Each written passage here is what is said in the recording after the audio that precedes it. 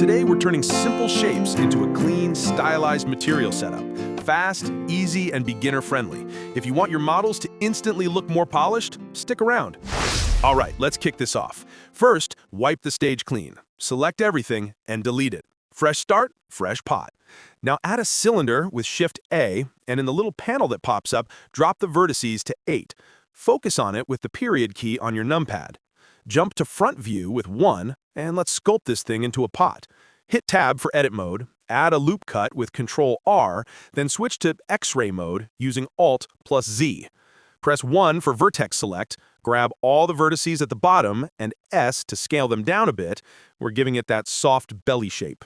Add another loop cut near the bottom, scale that one down too, then grab the middle loop cut, G+Z to nudge it downward, and S to puff it out a bit. Next, press 3 for face select, grab the top face, and delete it with X to faces. Head over to the modifier tab, drop in a solidify modifier, set the offset to 1, increase the thickness until it feels right, and apply it. Boom, the pot base is done. Not bad for something that started as a sad cylinder. Now press 2 to switch to edge select mode, loop select these edges, and Ctrl-B to bevel them. Head back to the modifier tab, add a subdivision surface, bump the levels to 2, then right-click and hit Shade Smooth. Jump back into edit mode, select all the bottom vertices, and G+Z to nudge them up a bit. And just like that, the pot is officially potting. Now let's make the dirt. In edit mode, select this loop cut, Shift-D to duplicate it, then P to selection to separate it into a new object. Exit edit mode, select the new object, and hop back into edit mode. From the top panel, open the Face menu and choose Grid Fill. Press I to inset it twice, then grab the middle loop cut and G+Z to push it up slightly. Exit edit mode and G+Z to lower it back into the pot. Finish it off with Shade Smooth. Perfect. Dirt achieved. No mess, no vacuuming. Now let's create our plant leaves. Shift+A to add a plane, R, then X, then 90 to flip it, G, then Z to lift it up, and S, then X to slim it down a bit. Hit Ctrl+A and apply rotation and scale. Use Ctrl+R and your mouse wheel to add 3 horizontal loop cuts, then 1 vertical loop cut. Select the top middle vertex and use G, then Z to pull it upward. Then grab the loops and press S to scale them up a little, just enough so it starts looking like a leaf instead of a sad piece of cardboard. Select all vertices and move them up with G, then Z, so the origin sits right at the bottom middle. S, then Z to scale it on the Z-axis. Now select all faces, press I to inset them slightly, add a solidify modifier, set the offset to 0, and give it a bit of thickness. Then add 2 levels of subdivision surface so it finally looks smooth enough. Now let's shape the leaf even more. In edit mode, select the loop cuts and use S to scale them until the shape actually makes sense. For a natural curve, select the middle vertices and push them backward with G, then Y. Place it on the dirt with G, then Z. To make it look even better, select the loop cut near the top, turn on proportional editing with O, and use G to give it a nice bend. Then Shift+D to duplicate the leaf, and position each one with R to rotate, G to move, S to scale, until you have a charming little stylized plant instead of a confused pile of geometry.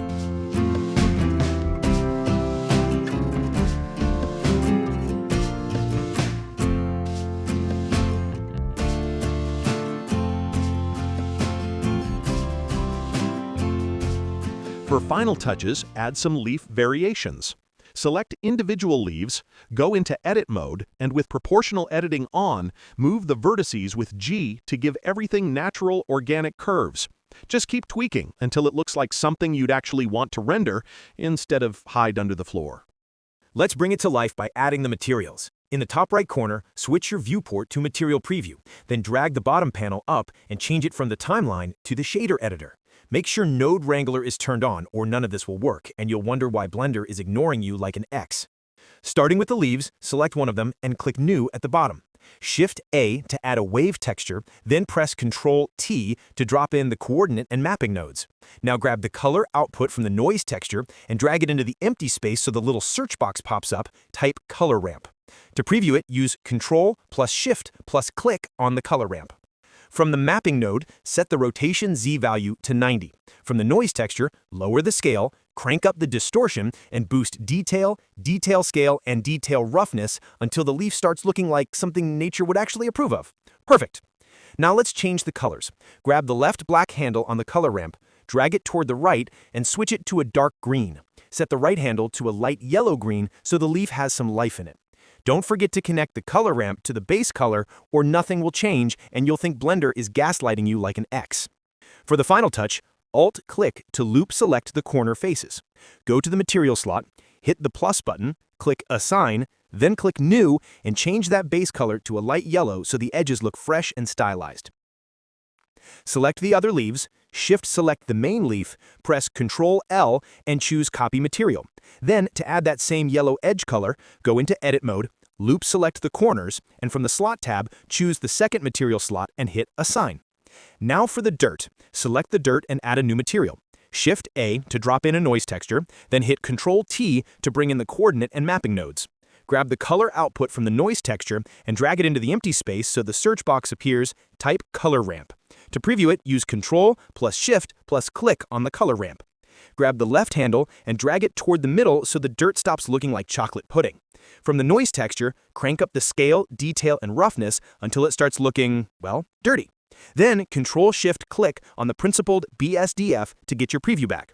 Now grab the color ramp's color output and drag it into the empty space and pick a bump node. Connect the color to height and the normal output of the bump node to the normal of the principled BSDF. Increase the distance to 0.1, dial down the strength so it's not exploding out of the pot, and finally, hook the color ramp's color output into the roughness input. Boom, stylized dirt. Nature would be proud.